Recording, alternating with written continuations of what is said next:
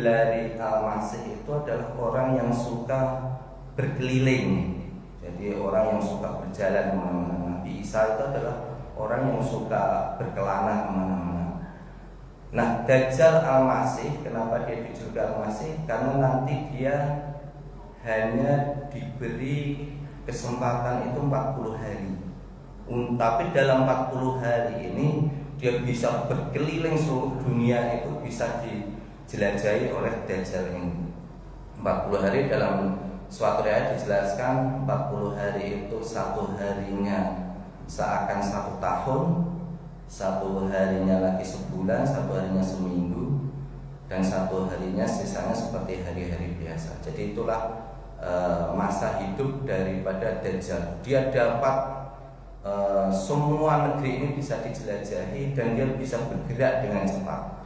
Ini karena memang diberikan keistimewaan oleh Allah Subhanahu wa Ta'ala.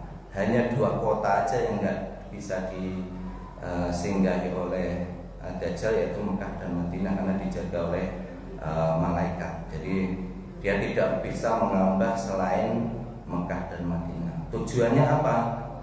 Tujuannya daripada Dajjal ini adalah memberikan cobaan kepada orang-orang mukmin. Jadi cobaan orang-orang mukmin, orang muslim di akhir zaman itu memang fitnahnya lebih berat.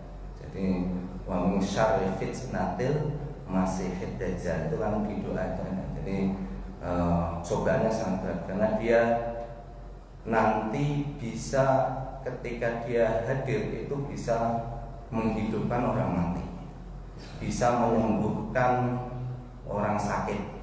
Jadi seolah-olah dia nanti itu kekuatannya udah kayak menyamai Tuhan. Makanya dia itu membujuk orang-orang mukmin dan muslim itu agar menganggap dia itu adalah seorang Tuhan. Termasuk dia juga bisa menyuburkan tanah, membuahkan pohon-pohon. Itu adalah salah satu kedikdayaan daripada Dajjal Al-Masih ini. Maka Rasulullah SAW mewanti-wanti kita untuk berlindung dari fitnah Dajjal ini. Walaupun kita mungkin kalau dilihat dari tanda-tanda kiamat mungkin masih berharap kayaknya nggak menemui Dajjal, ya kan? Tapi Rasulullah dari zaman sahabat sampai zaman sahabat itu sudah memberikan petunjuk agar supaya kita terlindung daripada fitnah Dajjal. Yaitu salah satunya adalah dengan doa.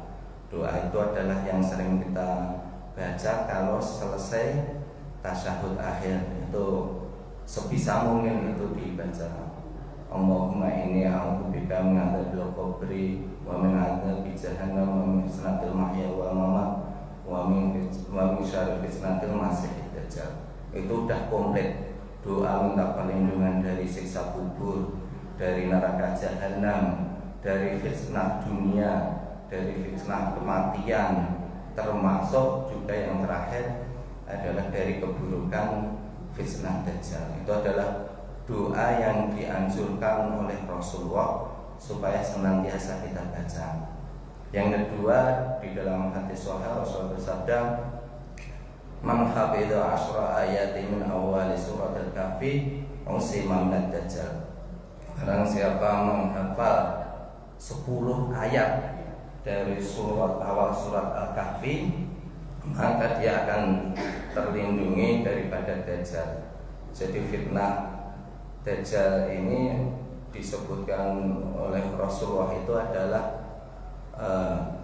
khalqu akbar. Jadi ma baina khalqi adama ila qiyamis saah khalqu akbarun minad Dajjal. Kata Rasulullah, tidak ada makhluk yang diciptakan dari Adam sampai nanti kiamat itu di situ disebutkan khalqun akbar, makhluk yang besar.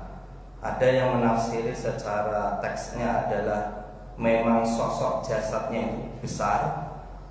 Kalau Imam Nawawi itu menafsirkan adalah fitnahnya yang besar. Jadi fitnahnya yang besar itu yang saya sebut tadi, yang bisa menghidupkan orang mati segala macam tadi.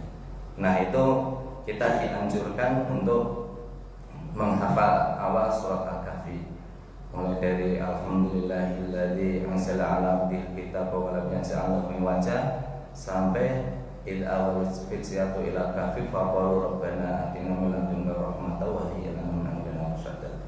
Nah, ini itu mudah-mudahan kita bisa menghafal. Termasuk di dalam hadis yang lain juga disebutkan 10 ayat daripada akhir surat Al-Kahfi, dari mulai wa'alna jahannama yawma idil kafirina arda sampai faman kana yarju liqa rabbih fa ya'mal amalan shalihan wa la yusyrik bi ibadati rabbih ahada. Jadi itu 10 ayat terakhir daripada surat Al-Kahfi. Jadi walaupun sebenarnya kalau dilihat dari sisi fadilah ketiga amalan ini yang disebutkan oleh Rasulullah ini, walaupun kita tidak nanti menemui Dajjal pun, akan tetapi Dajjal ini yang kita takutkan adalah fitnahnya, cobaannya yang besar. Nah, bagaimana kalau kita tidak menemui Dajjal? Maka fadilah daripada ketiga amalan ini adalah fitnah yang mirip dengan fitnahnya Dajjal.